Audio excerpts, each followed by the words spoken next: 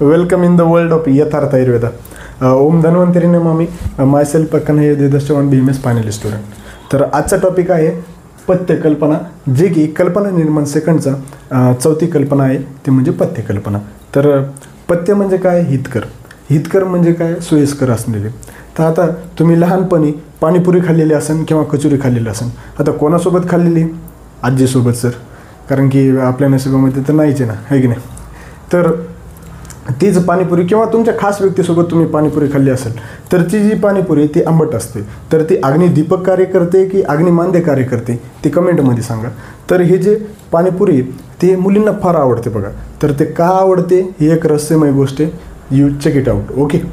तर आपण बोलूया पथ्य कल्पना. आता पथ्य म्हणजे काय? हितकर, जे सोयीस्कर आहे, जे आहार आपण द्रव्याला समजा औषधी द्रव्यापासून घेण्यापासून आपण आहार घेतो, समजा औषधी घेण्याची गरज पडत नाही त्या भागाला, त्याला आपण पथ्य म्हणतो. आता आयुर्वेदामध्ये पथ्य कल्पना ही एक फार महत्त्वाची आणि पूर्वी काळापासूनच एक सोयीस्कर कल्पना तयार केलेली आहे. म्हणजे याच्यामुळं काय होतं मित्रांनो, की बल हे वर्धक कार्य करतं, त्याच्यानंतर हे व्याधी नाशनार्थ आहे, त्याच्यानंतर स्वास्थ्यवर्धक आहे.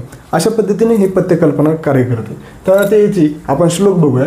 तर पथ्य अनपयेत यदचोक्तम मनसप्रियम, म्हणजे असे पथ्य की जे मनाला प्रिय आहेत, ते पथ्य म्हणजे यच्च प्रियम पथ्यम च नियतम तन्मन लक्षयेत, जे आपल्याला समजा मनाला हितकारक गोष्ट ठरते, त्याला आपण पथ्यकल्पना असे म्हणतो. आता या पथ्यकल्पनाचा जर विचार केला तर याची आवश्यकता का पडली, तर हे स्वास्थ्यवर्धक आहे, बलवर्धक आहे, त्याच्यानंतर स्वास्थ्य रक्षक कार्य करतो, त्याच्यानंतर आता शरीर पुष्टीकर कार्य करतो.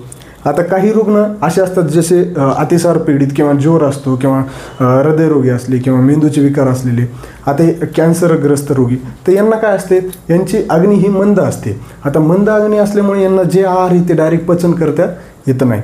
म्हणून त्यांना काय करावं लागते, त्यांच्या सोयीनुसार समजा त्यांच्या व्याधीच्या नुसार आपल्याला एक पथ्य देऊन त्यांना आपल्याला आहार द्यावा लागतो. आता वेगवेगळ्या ठिकाणी वेगवेगळ्या हॉस्पिटलमध्ये हे आजकाल चालू आहेत आणि त्याच अनुषंगानेच पथ्य दिले जातात रुग्णांना. तर अशा पद्धतीने याची पथ्यकल्पनेची आवश्यकता घडली.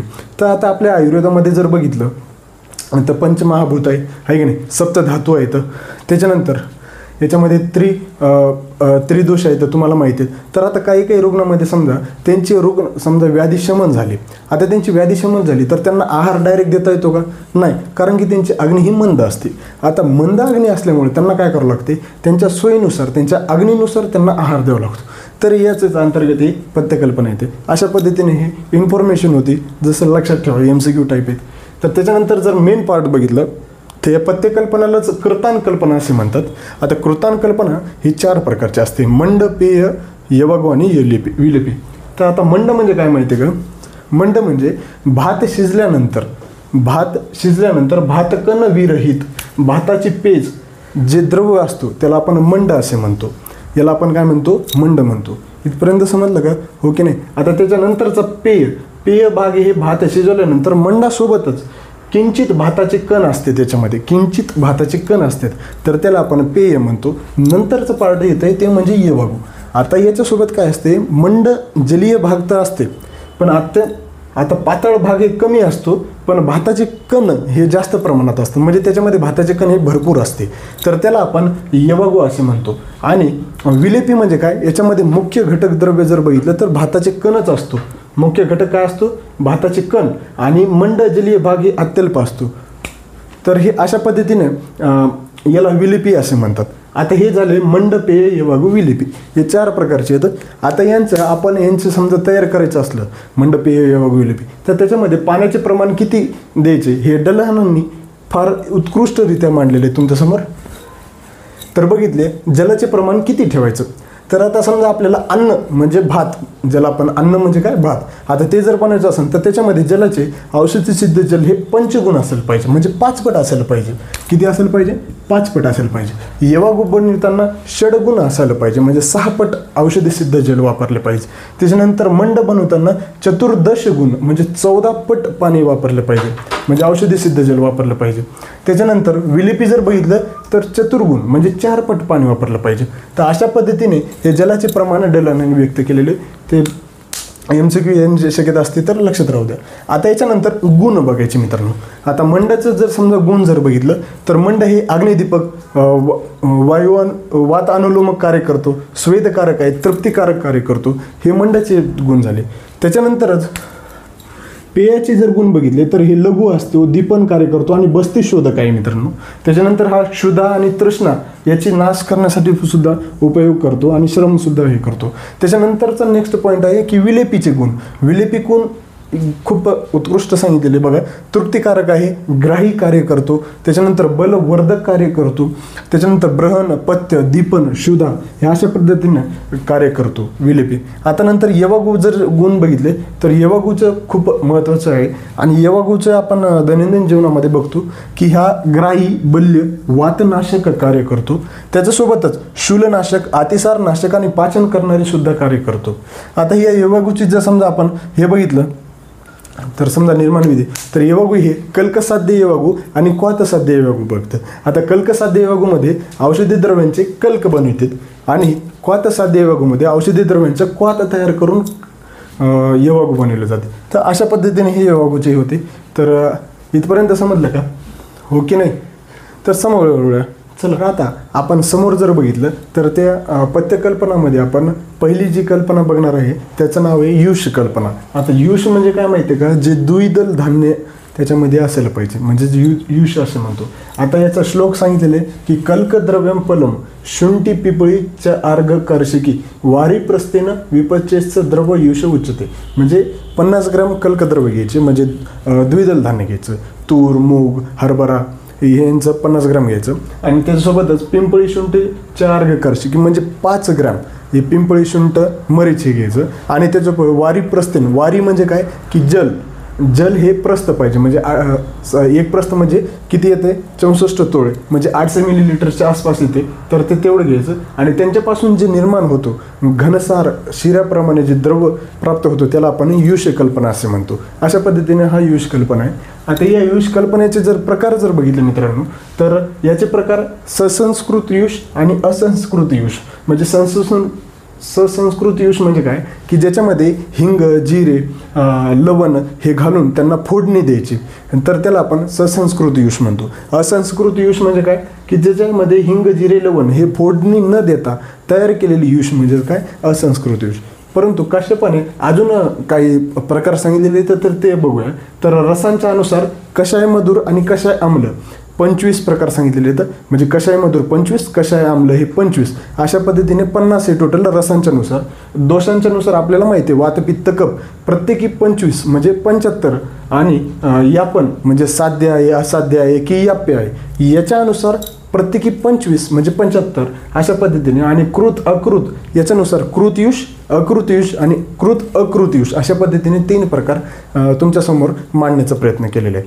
तर अशा पद्धतीने आहे. याची निर्माण विधी जर बघितली तर काय करायचं द्विदल धान्य घ्यायचं म्हणजे हरभरा, तूर, मूग यांचं काय करायचं जे शुंठ, मरीच, पिंपळी जे आहेत त्यांच्यासोबत घेऊन त्याचा क्वाथ तयार करून त्याच्यामध्ये पाणी टाकून जे घनसार द्रव प्राप्त होतो त्याला युष कल्पना म्हणतो. आता क्वाथाच्या ऐवजी समजा आपण स्वरस सुद्धा घेऊ शकतो किंवा हिम किंवा दुसरं पण घेऊ शकतो असं काश्यपाने सांगितले.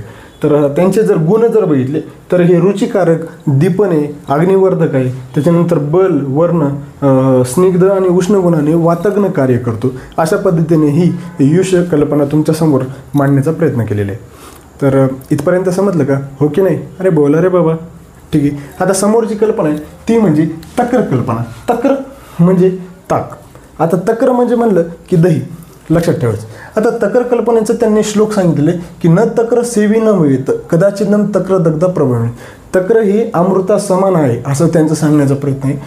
यथा सुराम अमृतम प्राधानम तथा नराना भुवी तक्र माहू. म्हणजे जे देव आहेत त्यांना अमृता समान जसं म्हणतात समजा मंथन केल्यानंतर त्यांनी तर तसंच नरासाठी म्हणजे मनुष्यासाठी ताक हे अमृता समान आहे असं त्यांनी श्लोकातून सांगण्याचा प्रयत्न केलेला आहे. हे भावप्रकाशांनी सांगितलेलं. आता याच्यानंतर तक्राचे आपण जर प्रकार जर बघितले तर तक्राचे प्रकार घोल, मथित आणि तक्र अशा पद्धतीने 3 प्रकार केलेले.